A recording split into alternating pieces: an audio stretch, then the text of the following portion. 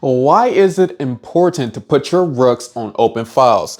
Now, I got this example on this board right here, and if you notice, the only open file in the position is the C file. And if you look at black's rooks, they are different from what white rooks are doing.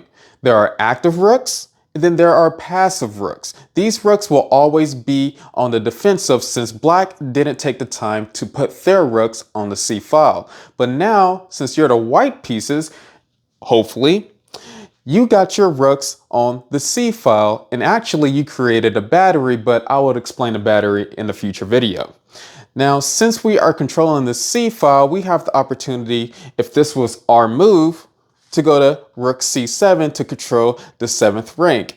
And you can just tell the difference between white's position and black's position just by our piece placement, which is really important in chess. So that's why it's important to put rooks on open files.